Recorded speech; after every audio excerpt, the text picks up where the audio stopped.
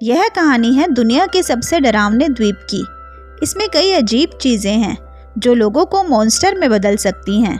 प्राचीन काल में भगवान ने नर्क के द्वार से बाहर निकलने से रोकने के लिए कई मूर्तियां बनाई थी। उनमें से केवल 46 ही वास्तविक हैं, पर यह कोई नहीं जानता कि वो आखिर कहाँ पर हैं। और आज 1000 साल के बाद लोग इन मूर्तियों को भूल गए हैं, जबकि कुछ लोग इसे एक काल्पनिक कहानी के रूप में देखते हैं और अन्य लोग इसे सच मानते हैं। जो सच मानते हैं उनका कहना है कि एक फोटोग्राफर था। वह एक कपल के साथ उनकी शादी की फोटो शूट करने के लिए पहाड़ पर चढ़ रहा था। एक्सप्लोर करते समय उन कपल को अचानक ठोकर लग जाती है। डोल हैरांग की मूर्तियों को वो क्यूरियस होकर टच करते हैं, जिससे उसमें से पानी की तरह एक पदार्थ निकलता है और जिससे मूर्ति टूट जाती है और काला धुआं छोड़ती है। वो धुआं जैसे ही उन कपल के शरीर के अंदर जाता है, वो दोनों मॉन्स्टर्स में बदल जाते हैं। उनकी आंखें लाल हो जाती हैं, उनके शरीर से सींग निकल आते हैं और वो बहुत ही खतरनाक हो जाते हैं। वो कपल फोटोग्राफर पर हमला कर देता है, पर उन्हें एक वैन नाम के मॉन्स्टर ने वहाँ पे आके हरा दिया, जो राक्षस को हराने के लिए अपने शक्तिशाली खंजर का उपयोग करता है। 2 स्पेनिश पुजारी चर्च के स्मारकों पर खून के धब्बे देखते हैं। इसी बीच उस चर्च में जोहान नाम का व्यक्ति आता है। वह एक औरत पर भूत प्रेत भगाने का काम करता है। वह मॉन्स्टर के उकसावे को रोकने के लिए हेडफोन पहनता है। फिर वह उस औरत को क्रूस पर लगाता है और उस पर पवित्र जल छिड़कता है और भूत प्रेत भगाने की कोशिश करता है। उसके बाद जोहान पुजारियों से मिलता है जो स्मारकों पर लगे खून के धब्बे दिखाते हैं। उन पुजारियों में से एक बताते हैं कि बहुत समय पहले दुनिया को बुरी शक्ति से एक गंभीर खतरे का सामना करना पड़ा था। स्मारक पर जो औरत है वो मानवता की एकमात्र आशा थी। इस अंधेरे के खिलाफ उसकी रक्षा करना दुखद था। वह अपने इस मिशन को पूरा नहीं कर सकी और एक इंसान द्वारा मार दी गई। ऐसा माना जाता है कि राक्षस होने की अफवाहें बताती हैं कि यह आदमी अभी भी खतरा बनकर जिंदा है। खून के धब्बे वापस आने से यह स्पष्ट होता है कि दुनिया को एक बार फिर बुरी ताकतों से खतरा है और उस औरत का पुनर्जन्म हुआ है और उनके पास उसे रोकने की चाबी है। पुजारी ने खुलासा किया कि उसे द्वीप पर वापस लाया जाएगा, जहां वह अपनी यादें वापस हासिल करेगी और बुराई का सामना करेगी। उसने जोहान को द्वीप पर जाने और दुनिया को मुसीबत से बचाने में उस महिला की सहायता करने के लिए कहा। इस बीच हमारा परिचय मीहो नाम की एक लड़की से होता है, जो चेयरमैन के रूप में दोहान ग्रुप के लिए काम करती है। वह आत्मविश्वासी और स्मार्ट है और आलोचना को निपुणता से संभालती है। हालांकि उसे अपने जीवन में कई चुनौतियों का सामना करना पड़ता है, खासकर अपनी आंटी से, जो दोहान होटल की ओनर है, जो कि मीहो से आर्ग्यू करती हैं, लेकिन मीहो उन्हें ये कहकर चुप करा देती है कि होटल के शेयर उसके पिता के फेवर में हैं और वो इकलौती वारिस है और उसे अपने पिता के होटल के साथ जो चाहे करने का अधिकार है। जब वो और सेक्रेटरी कोंग एक आर्ट म्यूजियम की ओर जा रहे थे, तभी एक कार अचानक उनके सामने आके रुकती है। ऐसा लगता है कि दूसरी कार में बैठे लोग गुंडे हैं और वो लोग सेक्रेटरी कोंग से माफ़ी मांगने को कहते हैं। जब वह ऐसा करने से इनकार करता है तो वे उसकी गर्दन पकड़ लेते हैं और उसे माफ़ी मांगने के लिए मजबूर करते हैं। अपने सेक्रेटरी के साथ हुए ऐसे व्यवहार को बर्दाश्त नहीं कर पाने के कारण मीहो गुस्सा हो जाती है और उसे धक्का देती है, जिससे वो आदमी ज़मीन पर गिर जाता है। तभी एक आदमी ने पूरी घटना को वीडियो में रिकॉर्ड कर लिया। वो वीडियो वायरल हो गया और मीहो को कड़ी आलोचना और बहिष्कार का सामना करना पड़ा।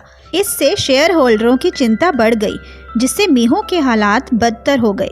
उसने इस हादसे के लिए अपनी आंटी पर आरोप लगाया और आंटी खुश होकर ऐसा दिखा रही थी कि वो ही ऐसा कर रही है। इस वजह से मीहो के पिता ने उसे अपने पद से हटने और मामला सुलझने तक विदेश जाने के लिए कहा। बजाय उसे विदेश भेजने के, मिस्टर जैंग ने उसे मन की शांति के लिए जू द्वीप के एक स्कूल में वॉलंटियर बनने का सुझाव दिया।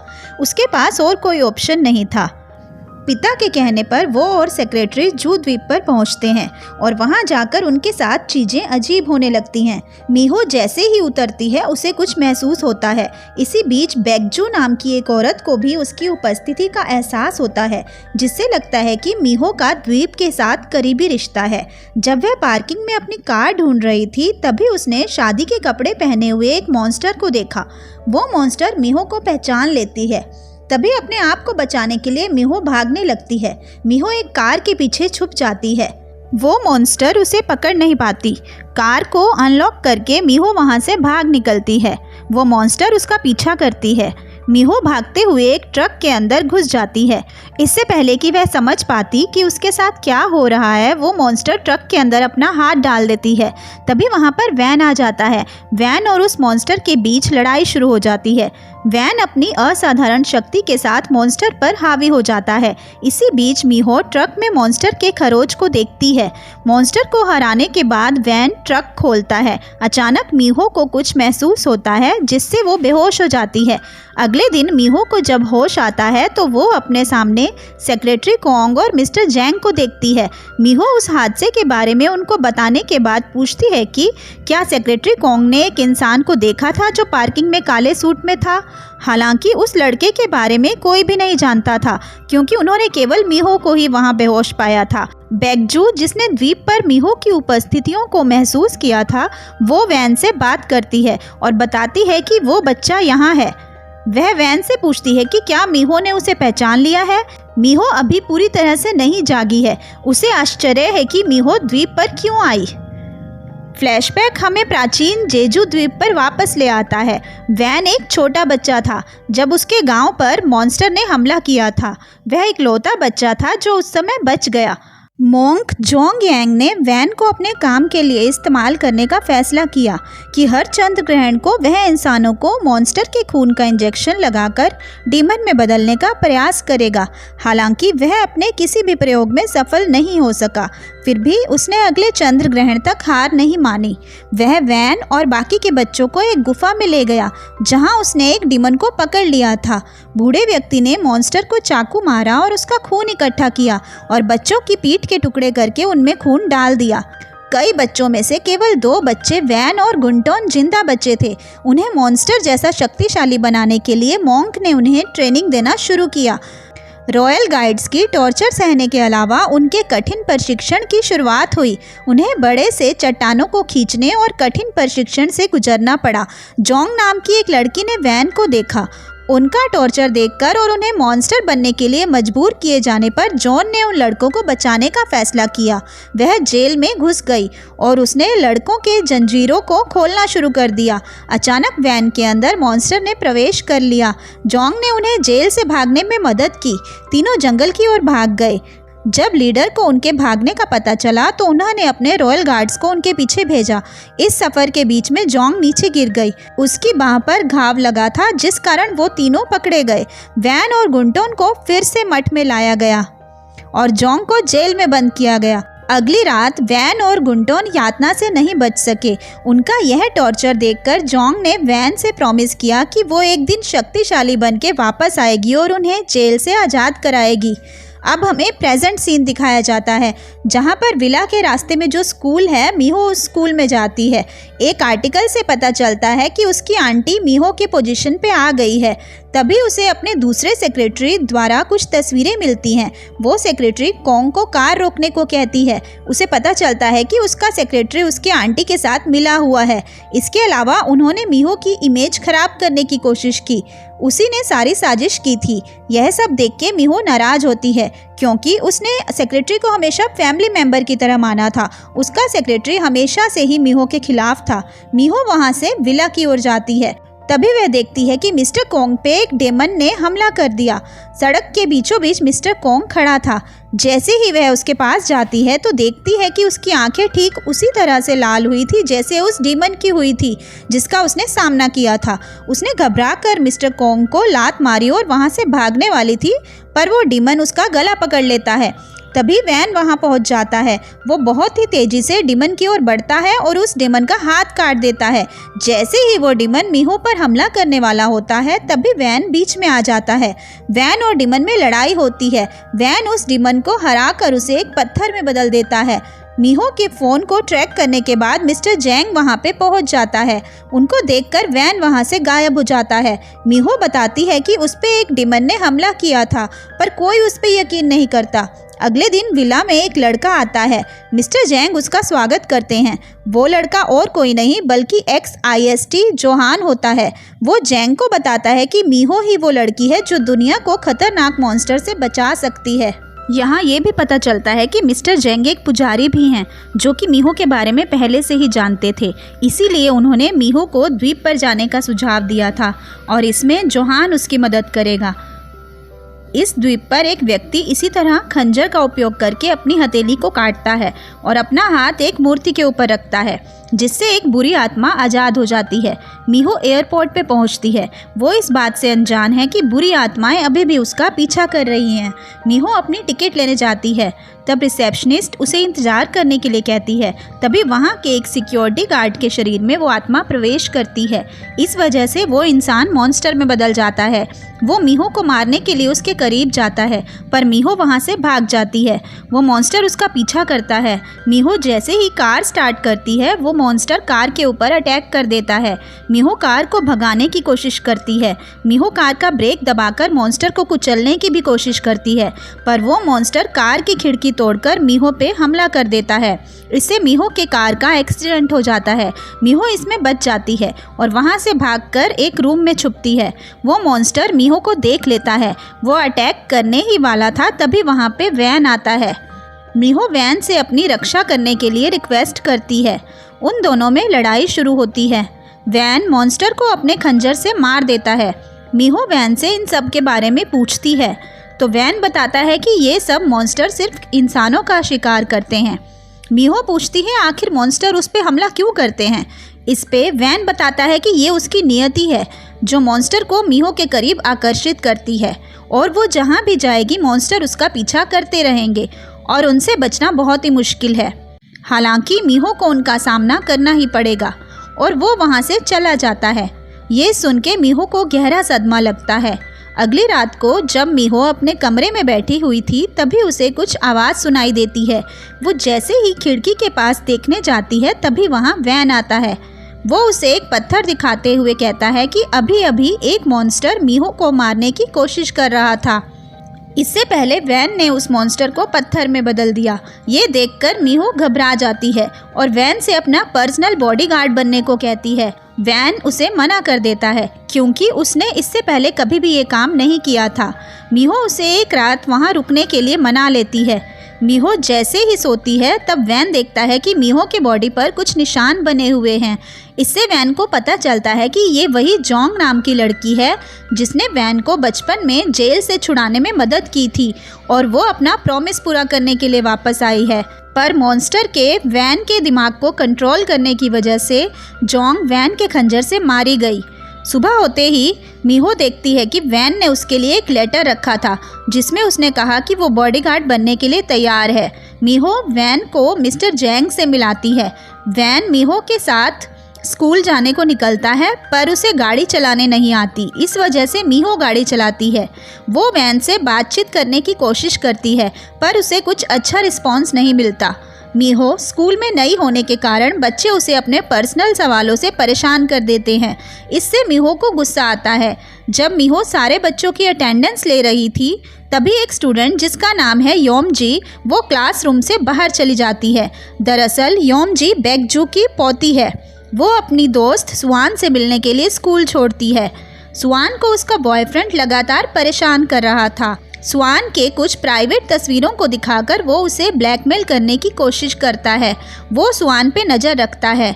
उसे सारी बात का पता चलता है कि सुआन के घर कौन आता जाता है।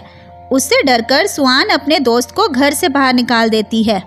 योमजी अपनी दोस्त की मदद करने के लिए मीहो के पास पहुंचती है और उसे सारी बातें बताती है और उसे मदद करने के लिए कहती है। मीहो उसे पुलिस के पास जाने की सलाह देती है। अपने बॉयफ्रेंड की धमकियों से तंग आकर स्वान खुदकुशी करने की कोशिश करती है, पर वो इसमें नाकामयाब होती है। तभी उसे याद आता है कि एक दिन योमजी ने उसे जंगल के एक बेनल आत्मा के बारे में बताया था। लोग उसे मदद के लिए बुलाया करते थे, हालांकि वो ये भी जानते थे कि इसके बदले उन्हें उस मदद की कीमत चुकानी पड़ेगी। स्वान के पास और कोई उपाय न होने के कारण वो बेनल से मदद मांगने का फैसला करती है। जैसे ही वो प्रेयर करने लगती है, वैन नोटिस करता है कि उसका खंजर हिलने लगा है और धरती के कीड़े पेड़ की तरफ जाने लगते हैं जहाँ पे स्वान प्रेयर कर रही थी। मिस्टर जैंग, जोहान और मीहो बात कर रहे होते हैं। ज़्यादा शराब पीने के कारण मीहो वैन को कॉल करती है और उस पर अपना गुस्सा निकालती है। जोहान ये सब देख के मिस्टर जैंग से वैन के बारे में पूछता है। मिस्टर जैंग उसे बताते हैं कि ये वही इंसान है जिसने जोंग को मारा था। ये सुनकर जोहान को मीहो की चिंता होती है। वो वैन को एक कातिल की नज़र से देखता है। जोहान को लगता है कि वैन मीहो की रक्षा नहीं कर सकता। अगले दिन जोहान मीहो को उसके साथ स्कूल चलने को कहता है। तभी रास्ते में वैन को महसूस होता है कि कुछ बुरा होने वाला है और वो मीहो को कार रोकने को कहता है। वैन कार से उतरता है और जंगल की ओर चला जाता है। इससे मीहो को गुस्सा आता है। वो सोचती है कि वैन को अपनी लिमिट में रहना चाहिए। मीहो जैसे ही स्कूल पहुंचती है, तब योमजी उसके कार के सामने आती है और उसे स्वान को बचाने के लिए कहती है। जोहान और मीहो स्वान के घर पता लगाने जाते हैं और योमजी को अपने घर जाने के लिए कहते हैं। वैन को जंगल जाकर पता चलता है कि जिस पेड़ के नीचे स्वान ने प्रेयर की थी, वो पेड़ वहाँ से गायब हो गया है और उस जगह से कीड़े निकलने लगे हैं, जिससे वैन को अपने आसपास एक पावर के होने का एहसास होता है। दूसरी ओर मीहो और जोहान स्वान को उसके कमरे में पागलों की तरह हंसते हुए देखते हैं। इससे पता चलता है कि वो एक मॉन्स्टर की आत्मा के वश में है। जोहान भूत भगाने के लिए जल्दी से क्रूस और पवित्र जल निकालता है। वो स्वान के शरीर पर क्रूस लगाता है। उससे वो चीखने और रोने लगती है, पर उस क्रूस का कोई असर नहीं होता और फिर वो जोरों से हंसने लगती है। उन दोनों के कुछ समझने से पहले ही एक दरवाज़ा खुलता है और वो दोनों अपने आप को एक जंगल में पाते हैं। उसी बीच वैन गुंटोन से मिलता है, जो उस समय वैन के साथ बच गया था, लेकिन उसने अपना अलग रास्ता चुना था। जोहान और मीहो का उस पेड़ से सामना होता है, जो कि अब जिंदा हो गया है और उसको बेनल ने पोसेस कर लिया है और वो पहले से ज़्यादा शक्तिशाली हुआ है। पेड़ उन दोनों पे हमला कर देता है। जोहान अपने आप को बचाने के लिए पवित्र जल का इस्तेमाल करता है, पर एक इंसान होने के कारण वो उस बेनल की शक्ति का मुकाबला नहीं कर पाता। वो पेड़ अपनी ताकत से जोहान के गले को पकड़ लेता है और मीहो को मारने ही वाला होता है। तभी वहाँ पर वैन आ जाता है। वैन अपने जादुई खंजर से पेड़ को हमला करने से रोकता है और वो पेड़ वहाँ से गायब हो जाता है। मीहो वैन से जोहान को बचाने के लिए कहती है। वैन और उस पेड़ के बीच लड़ाई शुरू होती है। जोहान की शक्ति वैन के मुकाबले भले ही कम है, पर वो बुराई पे मात करना अच्छी तरह से जानता है। वो पेड़ जोहान और वैन को बुरी तरह से घायल करता है और अपनी जड़ों से दोनों को जकड़ लेता है। पेड़ मीहो को अपनी जड़ों से उठा लेता है। मीहो स्वान को समझाती है कि ये पेड़ उसका बदला नहीं ले सकता। मीहो की बातें सुनकर स्वान को होश आ जाता है और वो मीहो को बचाने को कहती है, पर बेनल इतनी आसानी से स्वान के शरीर को नहीं छोड़ेगी। तभी मीहो के शरीर से एक उजाला निकलता है, जिससे एक विस्फोट होता है और वो पेड़ को वापस जंगल जाने को मजबूर करता है। वैन अपनी हथेली को काटकर अपने खून से बेनल के शरीर को सील करता है। उसके बाद तीनों जंगल से स्वान को घर लाते हैं। मीहो भी बेहोश हुई थी। जब उसे होश आता है तो वह अपने आप को अस्पताल में पाती है। वो वैन को बेनल के बारे में पूछती है। वैन बताता है कि बेनल एक ऐसी आत्मा है जो कभी मरती नहीं, बल्कि वापस लौट आती है। मीहो स्वान को देखने उसके कमरे में जाती है। तब उसे पता चलता है कि वो कोमा में चली गई है। मीहो मिस्टर जैंग को कैंजुन की तस्वीर देकर उस लड़के के बारे में पता लगाने को कहती है। जोहान उसके बारे में फादर को बताता है और वो ये भी कहता है कि वैन आधा डीमन होने के बावजूद भी मीहो की रक्षा कर रहा है। जोहान का मानना है कि वैन मीहो को नुकसान नहीं पहुंचाएगा, लेकिन फादर जोहान को कहते हैं कि वो वैन पर भरोसा ना करे और वो जोहान को अपने मिशन पर फोकस करने को कहते हैं। मिस्टर जैंग मीहो को बताते हैं कि उस लड़के पे और भी आरोप लगे हुए हैं। जो दूसरी लड़कियों को स्टॉक और टॉर्चर करता है। हालांकि उसे कभी जेल जाने की नौबत नहीं आई क्योंकि उसके फादर जेजू द्वीप सोसाइटी के डायरेक्टर हैं। मीहो केंजुन के खिलाफ सबूत इकट्ठा करने लग जाती है। हालांकि उसे इसके बारे में ज़्यादा कुछ सबूत नहीं मिलते और उसे सिर्फ 3 साल की सज़ा सुनाई जाती है। केंजुन स्वान से माफ़ी मांगने के लिए अस्पताल पहुंचता है, तभी मीहो वहां आ जाती है। केंजुन मीहो से माफ़ी मांगने का नाटक करता है और कुछ ही देर में वो उसे कहता है कि वो जेल से जल्द ही वापस छूट जाएगा, कोई भी इंसान उसका कुछ बिगाड़ नहीं सकता। उसकी ये बातें सुनकर मीहो को गुस्सा आता है और वो केंजुन के मुंह पर जोरदार चांटा मारकर उसे नीचे गिरा देती है।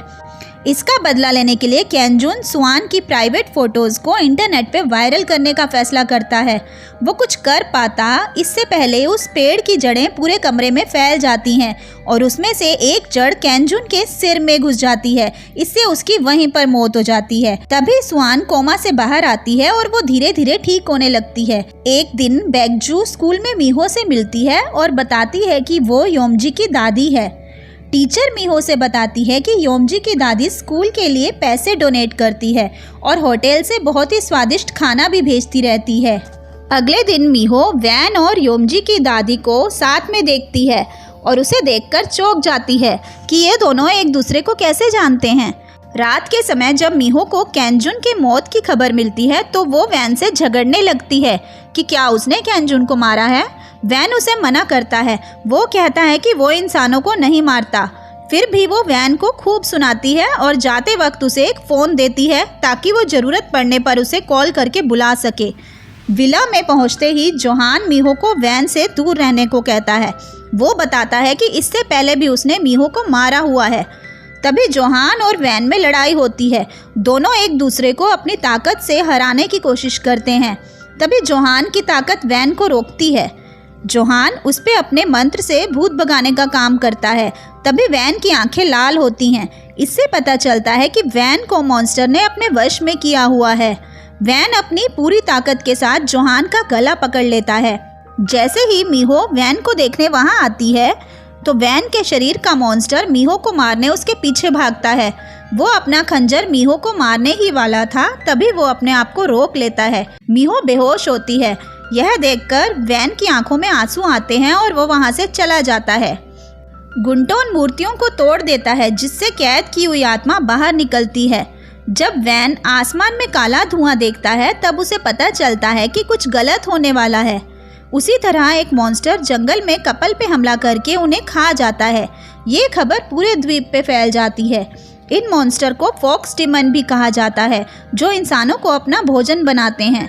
अगले दिन मीहो वैन को ढूंढने जंगल की ओर जाती है ताकि वो उसका घाव ठीक कर सके। मीहो अपने जीपीएस की मदद से वैन को ढूंढ लेती है और उसके हाथ में लगी चोट को पट्टी बांधने की कोशिश करती है, लेकिन वैन उसे यह कहकर दूर धकेल देता है कि मीहो को वैन के साथ नहीं रहना चाहिए। उस हमले के बाद वैन को अपने आप पर भरोसा नहीं रहा। उसका मानना है कि मीहो को उससे दूर रहना ही बेहतर है। वो वैन की मदद करना चाहती है क्योंकि वैन ने उसकी कई बार मदद की थी, लेकिन वैन उसे वहाँ से जाने को कहता है। मीहो गुस्सा होकर कसम खाती है कि वो इसके बाद कभी भी वैन से मदद की भीख नहीं मांगेगी। वैन के चले जाने के बाद जोहान उसका पर्सनल बॉडीगार्ड बनने को तैयार हो गया। जोहान उसके साथ स्कूल जाता है। मीहो स्कूल में स्वान से मिलके बात करती है और उसे कहती है कि वक्त के साथ उसके सारे दर्द मिट जाएंगे। इसी बीच गॉन्टोन फॉक्स डिमन को सलाह देता है कि अगर वो अपना दर्द कम करना चाहता है तो लोगों को मार डाले।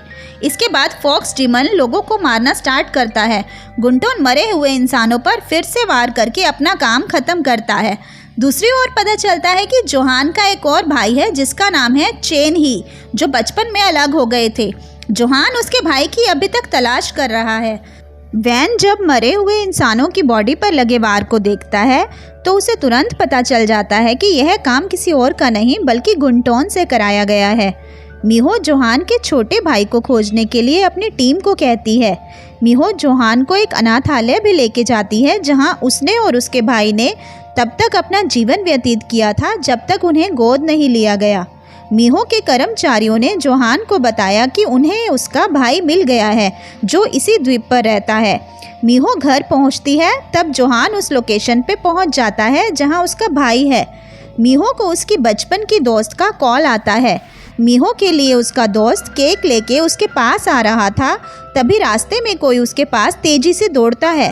वो देखने के लिए गाड़ी से बाहर आता है। तभी एक मॉन्स्टर उस पर हमला करता है। वैन का खंजर डर से हिलने लगा है। गुंटोन मीहो के दोस्त को मार डालता है। मीहो ये सब देख लेती है। वैन गुंटोन को सबक सिखाने के लिए उसके पास आता है। उसी बीच जोहान को उसका भाई मिलता है। उसने एक जैकेट पहना हुआ था जो बिल्कुल फॉक्स डेमन की तरह था। वो दोनों एक दूसरे को पहचान लेते हैं और वो दिन याद करते हैं जब वो अलग हुए थे। दरअसल जिन्होंने उन्हें गोद लिया था वो अपने बेटे को बचाने के लिए इनके शरीर को काटना चाहते थे। शुरू में उन्होंने चेन ही का दिल लेने की कोशिश की, पर उनकी ये कोशिश कामयाब नहीं हुई। तब उन्होंने जोहान को मारने की कोशिश की और उसे अपने साथ ले जाके एक सड़क के किनारे छोड़ दिया। आखिरकार एक स्पेनिश फादर ने उसे बचाकर गोद ले लिया। दोनों भाई ने एक दूसरे को गले लगाया और एक दूसरे को कभी न छोड़ने की कसम खाई। दूसरी ओर वैन गुंटोन का सामना करता है, जो मानता है कि जोंग ने उन्हें धोखा दिया है।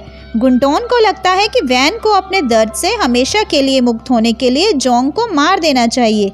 इससे स्पष्ट हो जाता है कि जितना वैन अपनी मानवीय शक्ति को बनाए रखने की कोशिश करेगा, उतना ही थका हुआ और सुस्त हो जाएगा, और जितना ही वह मीहो की रक्षा करेगा, उतना ही वह कमज़ोर हो जाएगा। गुंटोन को लगता है कि वैन ने मीहो को मारकर हमेशा के लिए अपना दर्द ख़त्म कर देना चाहिए। इसी बीच जोहान चेन ही को विला में लेके आता है और उसे मीहो से मिलवाता है। जब जोहान सो रहा होता है तब चेन ही एक फॉक्स मॉन्स्टर में बदल जाता है और मीहो के रूम में जाता है। मीहो अंदर नहा रही होती है तो वैन एक रेखा खींचता है जिससे चेन ही मीहो के रूम तक नहीं पहुंच पाता और दोनों में लड़ाई शुरू हो जाती है। इस लड़ाई में वैन चेन ही को अपने काबू में कर लेता है। वैन उसे अपने विला से बाहर निकाल देता है। शोर की वजह से जोहान जाग जाता है। वैन उसे मारने ही वाला होता है, तभी वहाँ पर जोहान आ जाता है और उसे ऐसा करने से रोकता है। लेकिन वैन मीहो की जान को खतरे में नहीं डालना चाहता। दोनों में लड़ाई होती है। उसी वक्त गुंटोन वहाँ पर आ जाता है। वैन को आग के गोले ने कमज़ोर कर दिया था। गुंटोन ने वैन के गले पर चाकू रख दिया और उसे धमकी दी कि वह उसके साथ शामिल हो जाए या मौत का सामना करे। इस बीच मीहो नहा के बाहर आती है। वह पहाड़ी की चोटी पर जाती है और वहाँ पर वैन को देखती है। वैन उसे बताता है कि वह जोंग नाम की लड़की का पुनर्जन्म है और यही कारण है कि मॉन्स्टर उस पर लगातार हमला कर रहे हैं। मीहो इसके बारे में जानने की कोशिश करती है पर उसे कोई जानकारी हासिल नहीं होती। इसलिए वह बेगजू से मिलने जाती है, क्योंकि बेगजू उस द्वीप पर कई सालों से रह रही थी और उसे प्राचीन किताबों में पाए जाने वाले कहानियों के बारे में पता था।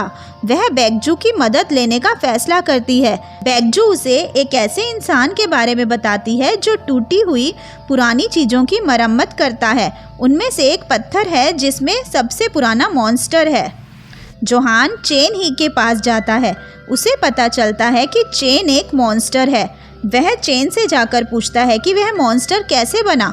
चेन उसे जवाब देता है कि उसे इस बारे में कुछ याद नहीं है, जबकि चेन उसे कहता है कि जोहान को उसे मार देना चाहिए। वह अपने भाई को इंसान के रूप में बदलने की कोशिश करने का फैसला करता है। इसके लिए जोहान चेन पर अपनी शक्तियों का इस्तेमाल करना शुरू करता है। उसके सर पर अपना हाथ रखने के बावजूद भी चेन पर कोई असर नहीं होता। अपने भाई को बचाने के लिए जोहान वैन को खोजने के लिए पहाड़ी की चोटी पर जाता है। उसे भरोसा होता है कि उसका भाई वैन के सामने अपने मॉन्स्टर और इंसानी रूप में शांति से रह सकता है, पर वैन उसे मदद करने से इनकार कर देता है। जोहान मीहो के पास जाता है और अपने भाई को बचाने में उसकी मदद की भीख मांगता है। मीहो सोचने लगती है कि क्या वो उसकी मदद कर पाएगी। जैसे ही मीहो ने चेन का हाथ पकड़ लिया, तभी उसके अंदर का मॉन्स्टर जाग जाता है और वो मीहो पर ही हमला कर देता है। लेकिन तभी वहाँ पर जोहान आ जाता है। चैन मीहो को मारने ही वाला होता है। तभी वहाँ पर वैन पहुँच जाता है। उन दोनों के बीच लड़ाई शुरू हो जाती है। वह थोड़ी देर के लिए वैन पर हावी हो जाता है, फिर उसकी नज़र वापस मीहो पर पड़ती है। जैसे ही वो मीहो पर हमला करने वाला होता है, तभी जोहान पीछे से अपने भाई के शरीर में खंजर घुसा देता है।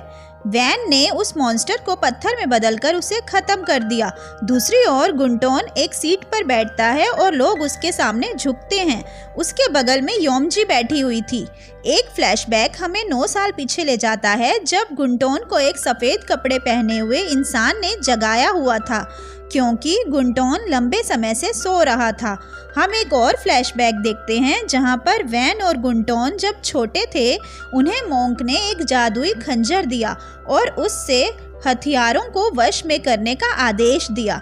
गुंटोन ने दिए गए आदेश का पालन करने की कोशिश की, लेकिन उस हथियार से उसका शरीर जलने लगा, जिसकी वजह से उसे उसको पकड़ना मुश्किल हो रहा था। वैन ने भी उस हथियार को उठाया और वह इसमें कामयाब हो गया। गुंटोन ने भी हार नहीं मानी और एक बार फिर कोशिश करने का फैसला किया। इस बार वह हथियार पर नियंत्रण हासिल करने में सफल हो गया। मोंक ने उनके प्रयोग की सफलता का जश्न मनाया और इन दोनों को दुनिया को खतरे में डालने वाले मॉन्स्टर को मारने के लिए इस हथियार का उपयोग करने की सलाह दी और यहाँ से उनका कठोर प्रशिक्षण चालू हो गया। इसी बीच जोंग ने भी अपना प्रशिक्षण जारी रखा ताकि वह एक दिन ऐसे मॉन्स्टर को हमेशा के लिए ख़त्म कर सके।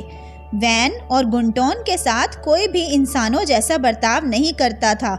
जोंग मोंक के पास जाकर पूछती है कि उन्हें मॉन्स्टर बनने के लिए क्यों मजबूर किया जा रहा है।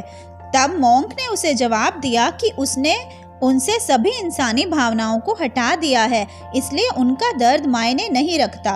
मोंक को यह पता नहीं चला कि जोंग ने उन दोनों को जेल से भागने में मदद की।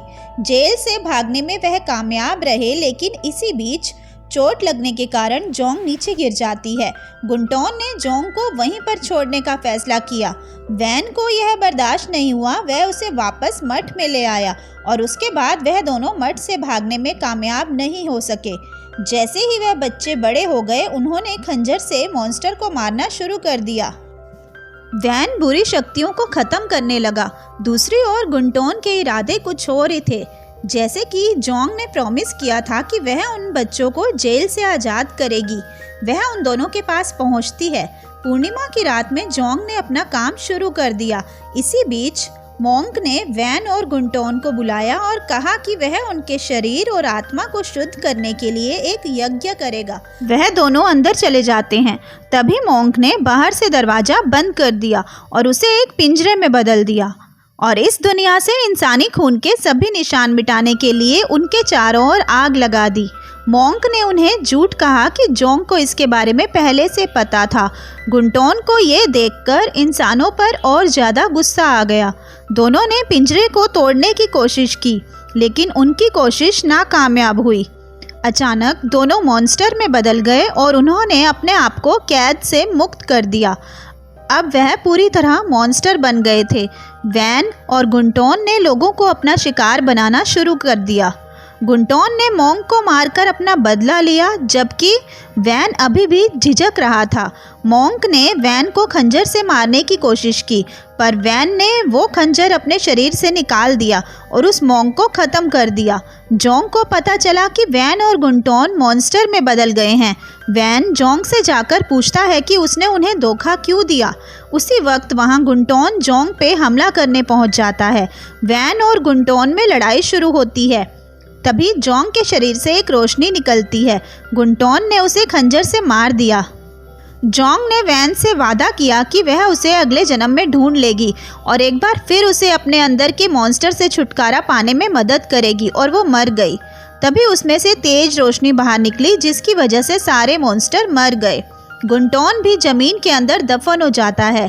बेगजू ने कई सालों के बाद मारे गए मॉन्स्टर्स को मूर्तियों में बदल दिया। एक दिन पहाड़ चढ़ते हुए एक आदमी ने गुफा में गुंटोन को देखा, जो कई सालों से सो रहा था। गुंटोन के जगने के बाद उसने उस आदमी पर हमला कर दिया। गुंटोन के पास बहुत सारी शक्तियां आ जाती हैं। अब हम प्रेजेंट में देखते हैं, जहां वैन मीहो से मिलता है। मीहो वैन के खंजर को उठाने की कोशिश करती है, पर वो नहीं उठा पाती। मीहो के दोस्त के जाने के बाद मीहो खुद को दोषी ठहराते हुए फिर से जोंग बनने के लिए बेगजू से मदद मांगने जाती है। बेगजू बताती है कि जोंग बनना केवल एक इच्छा नहीं है, इसके लिए कड़ी मेहनत और बलिदान की आवश्यकता है। जोंग ने अपना जीवन हड्डियों को काटने के समान दर्द सहने के प्रशिक्षण के लिए समर्पित कर दिया था। मीहो बताती है कि वो लोगों की मदद करने के लिए कुछ भी कर सकती है। बेकजू उसे एक आईना दिखाती है, तभी उसे अपने पिछले जन्म के मौत के बारे में याद आता है। उसके सीने में तेज दर्द होने लगता है। बेकजू ने उसे पहले ही बता दिया था कि ये सफ़र बहुत ही दर्दनाक होगा। आगे मीहो ने बेकजू के होटल में कुछ दिन बिताने का फैसला किया। मिस्टर जैंग ने उसे बताया कि वह जोहान को भी बॉडीगार्ड के तौर पर अपने साथ ले जाए। वैन भी उनके साथ निकलता है। तीनों होटल पहुंचते हैं, जहां बेकजू मीहो को प्राचीन काल के कपड़े देती है। मीहो को उन कपड़ों में देखकर वैन को पुरानी बातें याद आती हैं। बेकजू वैन से मीहो को दूरी बनाने के लिए कहती है। मीहो अपनी ट्रेनिंग शुरू करती है। वैन उसे दूर से ही देखता रहता है। आगे मीहो वैन से जोंग के बारे में और जानकारी मांगती है। अगले दिन जब वो खाना खा रहे होते हैं, तभी उन्हें एक बुरी शक्ति का एहसास होता है, जो कि गुंटोन के वहाँ होने का संकेत देता है। तभी मीहो के शरीर से एक रोशनी निकलती है और उसके चारों ओर सुरक्षा कवच बनाती है। गुंटोन जंगल की ओर भाग जाता है। जोहान उसका पीछा करते करते उसके पीछे चला जाता है। तभी वैन देखता है कि मीहो अपनी शक्ति का इस्तेमाल करके ऊपर हवा में तैरने लगती है और मीहो को अपने पिछले जन्म की बातें याद आने लगी हैं। मीहो तेजी से नीचे गिर जाती है। तभी वैन उसे पकड़ लेता है।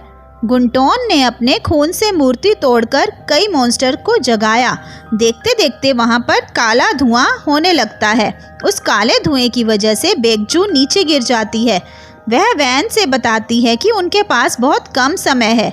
वह यह भी बताती है कि जैसे ही मीहो अपनी यादों को वापस पा लेगी और जोंग बन जाएगी, तब वैन का मीहो के साथ कोई भी लगाव सिर्फ दर्द देने का कारण बनेगा। वो तीनों विला में लौट आते हैं और वैन मीहो से दूरी बना लेता है। गुंटोन एक और बुरी आत्मा को जगाता है। वैन का खंजर हिलने लगता है। वैन को आने वाले खतरे के बारे में पता चलता है। जब सुआन अपने घर जा रही थी, तब वह उस मॉन्स्टर के वश में हो जाती है। अगले दिन हम उसे स्कूल के छत पर देखते हैं। योमजी उसे बचाए उससे पहले ही सुआन नीचे कूद जाती है और योमजी अपने खास दोस्त को खो देती है। आगे योमजी गुंटोन से पूछती है कि आखिर उसने सुआन को ही क्यों चुना। गुंटोन जवाब देता है कि वह एक खास लड़की थी, इसलिए उसे सुआन को चुनना पड़ा। अगले दिन स्कूल जाते समय मीहो की नज़र एक जगह इकट्ठी हुई भीड़ पर पड़ती है। आगे जाकर वो देखती है तो उसे पता चलता है कि सुहान ने खुदकुशी कर ली है। वह यह देखकर रोने लगती है। अपनी आंखों के सामने एक और मौत देखकर वह अपने आप को दोषी ठहराती है। आगे जाकर वो देखती है तो उसे पता चलता है कि सुहान ने खुदकुशी कर ली है। वह यह देखकर रोने लगती है। अपनी आंखों के सामने एक और मौत देखकर वह अपने आप को दोषी ठहराती है। वैन मीहो से कहता है कि अगर वह दर्द नहीं सह सकती तो उसे यहाँ से चले जाना चाहिए। मीहो सोचती है कि अगर वह वैन को छोड़ देती है तो वह वैन की रक्षा नहीं कर पाएगी। इसी बीच वो मॉन्स्टर सब पर हमला कर रहा था। स्कूल के सारे बच्चों को वह अपने वश में करने लगता है। जैसे ही मीहो स्कूल का सीसीटीवी कैमरा चेक करने जाती है, तभी वह मॉन्स्टर वहां आके मीहो को अपने वश में कर लेता है। इससे मीहो पोसेस हो जाती है। इसी बीच बाकी के बच्चे भी उस मॉन्स्टर की वश में आ जाते हैं। जोहान एक एक बच्चे को बचाने की कोशिश में लग जाता है, लेकिन वह सभी बच्चों को एक साथ नहीं बचा पाता। तभी वह एक तरकीब निकालता है। मिस्टर जैंग माइक में प्रेयर करना शुरू कर देते हैं। उनकी आवाज़ से मॉन्स्टर को दर्द होने लगता है। वह अपने आप को बचाने के लिए स्कूल के मैदान में भागने लगते हैं। फिर वह जल में मंत्र फूंककर वो जल बच्चों पर छिड़कना शुरू करते हैं। इससे बच्चे वहां से भागने की कोशिश करने लगते हैं, लेकिन तभी वैन अपनी शक्तियों से चारों ओर एक कवच बनाता है, जिससे वो भाग नहीं पाते और इस तरह सारे मॉन्स्टर्स बच्चों के शरीर को छोड़कर भाग जाते हैं। योमजी गुंटोन से पूछती है कि वह मॉन्स्टर्स पर भरोसा करने के बगैर खुद मीहो को क्यों नहीं मार देता। इस पर गुंटोन उसे चुप करता है और अपने काम में ध्यान देने के लिए कहता है। गुंटोन वैन को उस जेल में ले जाता है जहां उन्हें बंदी बनाया गया था और उसे मीहो को ख़त्म करने को कहता है, लेकिन वैन उसे मना कर देता है। गुंटोन बुरी आत्मा को मीहो की विला में बुलाता है। तभी मिस्टर जैंग मीहो को बचाने के लिए वहां पर आते हैं। इसी बीच मीहो को पता चलता है कि मिस्टर जैंग उसे जोंग बनाने के लिए आए थे। आगे वह यह भी बताते हैं कि वह एक पुजारी हैं जिन्हें द्वीप पर मॉन्स्टर्स से बचाने के लिए भेजा गया था। उनके सारे सदस्यों को मार दिया गया, उनमें से सिर्फ वही बच निकले। यह सुनकर मीहो गुस्सा हो जाती है और वह मिस्टर जैंग को विला से चले जाने के लिए कहती है। इस दौरान वहां पर वैन आ जाता है और अपने खंजर से मीहो के पीछे खड़ी बुरी आत्मा पर हमला करता है और उसे पत्थर में बदलता है। मीहो इन सब से तंग आकर अपनी जान देने के लिए छत पर खड़ी थी। वो नीचे कूदने वाली होती है, तभी पीछे से कोई उसका हाथ पकड़ लेता है। वहां पर और कोई नहीं बल्कि वैन होता है। वैन का हाथ पकड़ते ही उसे सारी पुरानी बातें याद आती हैं। उसे पता चलता है कि वैन सिर्फ उसकी रक्षा कर रहा था। मीहो उसे बताती है कि उसे सारी बातें याद आ गई हैं। फिर एक बार वैन मीहो को बचाने में कामयाब हो जाता है। गुंटोन का कहना है कि हालांकि मीहो को सारी बातें याद आ गई हैं, लेकिन उसको अभी तक अपनी शक्तियां नहीं मिली हैं। गुंटोन मीहो पर हमला करता है, लेकिन वैन और गुंटोन के बीच लड़ाई होती है। गुंटोन वैन पर अपने खंजर से हमला करने वाला होता है, तभी मीहो के शरीर से एक रोशनी निकलती है और गुंटोन दूर गिर जाता है। वैन और मीहो दोनों बालकनी से नीचे गिर जाते हैं और नीचे पानी में गिरते हैं। जब जोहान वहां पर पहुंचता है तब वो अतीत में जो भी हुआ उसको महसूस करता है। आगे मीहो और वैन बच जाते हैं। मीहो ने वैन को गले लगा लिया। गुंटोन मीहो को मारने में असमर्थ होता है। वो अभी भी लोगों की जानें ले रहा है और गुंटोन तब तक नहीं रुकेगा जब तक वह अपने आसपास के हर एक इंसान को खत्म नहीं कर देता।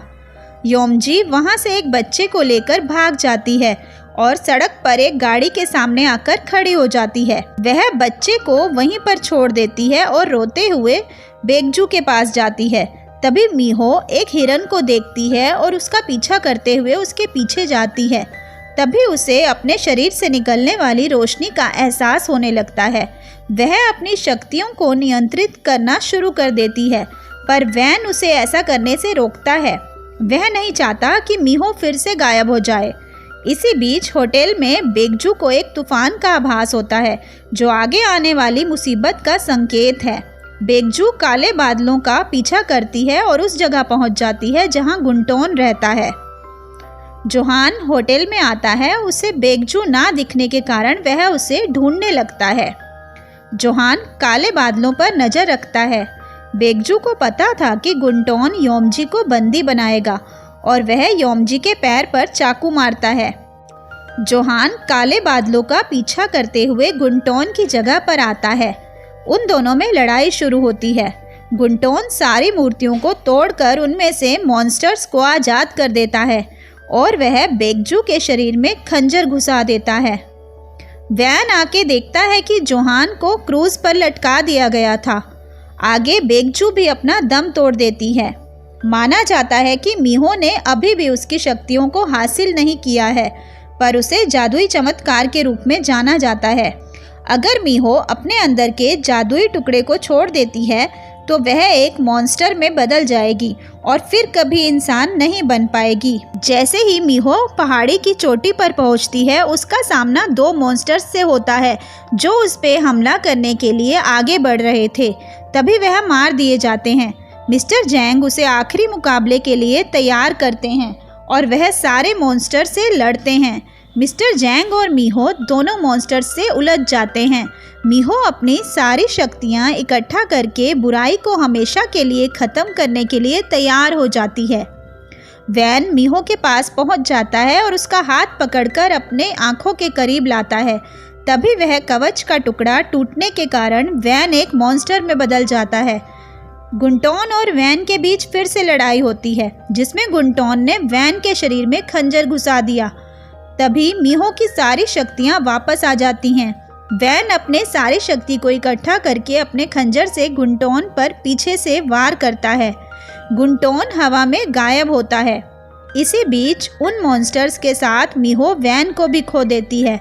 आगे वेटिकन सिटी में जोहान अपने भूत भगाने के काम को फिर से शुरू करता है। दूसरी ओर मीहो कंपनी की ऑनर बनती है। हालांकि वह कुछ भी नहीं भूली है। योमजी जैसे ही खंजर को खोलती है, तभी मीहो को किसी के होने का एहसास होता है। मीहो को खतरे का पता चलता है और वो स्मारक फिर एक बार खून से लथपथ हो जाता है। जोहान का ध्यान उस स्मारक की ओर जाता है जहां वो एक लड़की को खंजर पकड़े हुए देखता है। मीहो और जोहान फिर से दुनिया को बचाने के लिए तैयार हो जाते हैं और ये कहानी यहीं पे ख़त्म हो जाती है।